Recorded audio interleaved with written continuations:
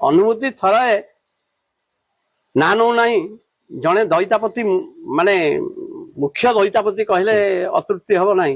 ତାଙ୍କର ମୋର ଝଗଡା ଲାଗିଲା ବର୍ଷେ ମନା କରିଦେଲେ ତମ ଲୁଗା ଆଉ ମହାପ୍ରଭୁ ପିନ୍ଧିବେନି। ଆଉ ମୁଁ ସେଇଠୁ ଭବାନୀ ଶଙ୍କର ପଣ୍ଡା ଥାନ୍ତି ଆଡମିନିଷ୍ଟ୍ରେଟର ଆଡମିନିଷ୍ଟ୍ରେଟରଙ୍କ ନାଁ କହିଦଉଛି କିଛି କହିବାର ଅସୁବିଧା ନାହିଁ। ଆଉ ସିଏ ଯେତେବେଳେ ଯାଇକି କହିଲି କହିଲେ ଗୋପୀନାଥ ଆଉ କଣ କରିବା ଆମେ ତ ରଥଯାତ୍ରାରେ ଦଇତା ମାନଙ୍କୁ ସେମିତି କିଛି ଅଙ୍କୁଶ ଲଗେଇ ପାରିବାନି ଆଉ ତମେ ଜଗନ୍ନାଥ ମହାପ୍ରଭୁଙ୍କୁ ମୁଣ୍ଡିଆ ମାର ତା ପାଇଁ ମୁଣିଛ ସିଏ ପିନ୍ଧିବ ବୁଝିଲେ କି। ହେଇଗଲାଣି ପ୍ରାୟ 20-22 ବର୍ଷ ତଳର କଥା।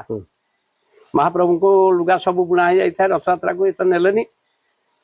ଦିନେ ରାତିରେ ରାତି ନିଦ ହଏନି କଣ କରିବି କଣ ନାହିଁ।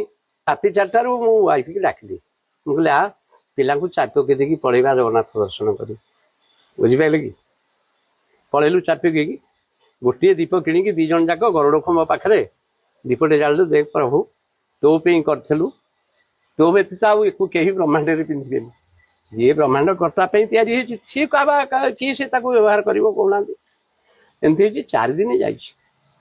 ଜଣେ ଛତିଶଗଡିଆ ଲୁଗା ଯେମିତି ପିନ୍ଧନ୍ତି ଗୋଟେ ପଗଡି ଗୋଟେ ଧଳା ପଗଡି ଧଳା ଫତେଇ ଧଳାରେ ଲୁଗାଟେ ପିନ୍ଧିକି ଆସିକି ମୁଁ ଆସୁଛି ଜଷ୍ଟ ସେଦିନ ଦେଖନ୍ତୁ ମହାପ୍ରଭୁଙ୍କର ସେ ମାୟା ତଳକୁ ଓହ୍ଲେଇଲା ବେଳକୁ ସେ କହୁଛି କହିଲା ବାବୁ ରିସେସ ବେଳ ହେଇଗଲାଣି।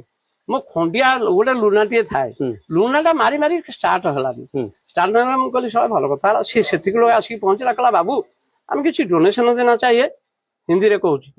ମୋ ତ ଆମ ହାତରେ ହିନ୍ଦୀ ବେଶୀ କହି ଆସେନି। ମୁଁ କହିଲି ଯାଇ ବାବୁଜୀ ଆମର ଡୋନେସନ କାଉଣ୍ଟର ପୂଜା ପଣ୍ଡା ଲକ୍ଷ୍ମୀଧର ପୂଜା ପଣ୍ଡା ବୋଲି ପିଆର ଜଣେ ଥାନ୍ତି ତାଙ୍କ ସାଥିରେ ସିଏ ତାଙ୍କ ସାଥିରେ ଯାଇ କଥାବାର୍ତ୍ତା କରୁ କରୁ ସାଙ୍ଗେ ସାଙ୍ଗେ ଗୋପୀନାଥ ତମେ ଆସିଲ ସିଏ କଣ କହୁଛି ବସ୍ତ୍ର ଫସ୍ତ୍ର ଦବ ବୋଲିକି ଏମିତି ମୁଁ ଏଠୁ ଆସିକି ପହଞ୍ଚିଲି। ମୁଁ କହିଲି କ୍ୟା ବସ୍ତ୍ର चाहिए ना भगवान जी का देना वाला हो जो वस्त्र हम दे देंगे କିଛି କୃପା ମିଲେंगे। ମୁଁ କହିଲି ଠିକ है।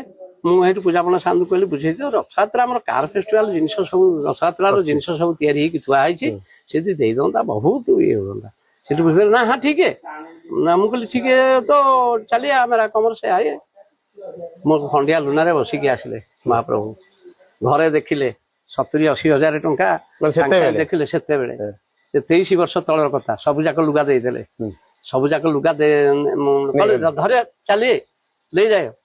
ସେଠୁ ନେଇକି ଭବାନୀ ଶଙ୍କର ପଣ୍ଡା ବସିଥାନ୍ତି ଆଡମିନିଷ୍ଟ୍ରେଟର ଆଉ ତାଙ୍କୁ କହିଲି ମୁଁ କହିଲି ସାର୍ ସବୁ ଯାକ ଲୁଗା ଡୋନେସନ ତୁ ନା ତୁ ମୋ ରୁମକୁ ନେଇ ଆସେ ସବୁ ଯାକ ସେ ନାଝିରିକି ପଛେ ଦିଆହବ। ସେଠୁ ନେଇ ଆସିଲେ ସିଏ ବି ଆନନ୍ଦରେ ଗଦଗଦ ହେଇଗଲେ କିନ୍ତୁ ମୁଁ ଯାଇକି ଟଙ୍କା ଦେଇ ସାରିଲା ପରେ ତାଙ୍କୁ କହୁଛି ଆପଣ ନାମ ବୋଲାଇଏ ଯୋଉ ଡୋନେସନ ରିସିପ୍ଟ ତ ହବ ନା ରେକର୍ଡ ତ ହବ ନା नाम क्या है आप श्री जगन्नाथ काटी दियो ना ମାନେ ଯାହା ପାଇଁ ହେଇଥିଲା ତାଙ୍କ ପାଖରେ ପହଞ୍ଚିଗଲା। ସେ କହିଲେ ପରା एक पास बसी जाइए आप रसीद बनाई पास बसिକି ଗଲେ ଆଉ ଆସିଲେନି ଆଉ ଆସିଲେନି। ମୁଁ ତ ସିଙ୍ଗି ଦ୍ୱାରୁ ମୋର ଛୋଟ ଗଳି ପର୍ଯ୍ୟନ୍ତ ଖୋଜୁଛି ସିଏ ଆଉ ଆସିଲେ ନାହିଁ। ଟଙ୍କା ଦେଇଦେଲେ ଲୁଗା ଦେଇଦେଲେ ଚାଲିଗଲେ। ସେଠୁ ପୁଣି ଆଉଥରେ ମହାପ୍ରଭୁ ଚାଲିଛି ଏପର୍ଯ୍ୟନ୍ତ। ସିଏ ସେଇ ଯୋଉ ଦଇତାପତି ମହାଶୟ କହିଲେ ଆରେ ମହାପ୍ରଭୁଙ୍କୁ ତୁ ଖଣ୍ଡିଆ ଲୁନାରେ ଶଳା ଆମେ ଏତେ ସେବା କରି ମହାପ୍ରଭୁଙ୍କର ଦିନେ ଇଏ କରିପାରିଲୁନୁ ତୁ ଖଣ୍ଡିଆ ଲୁନାରେ ବସେଇକି ଘରକୁ ନେଇକି ପଳେଇଲୁ।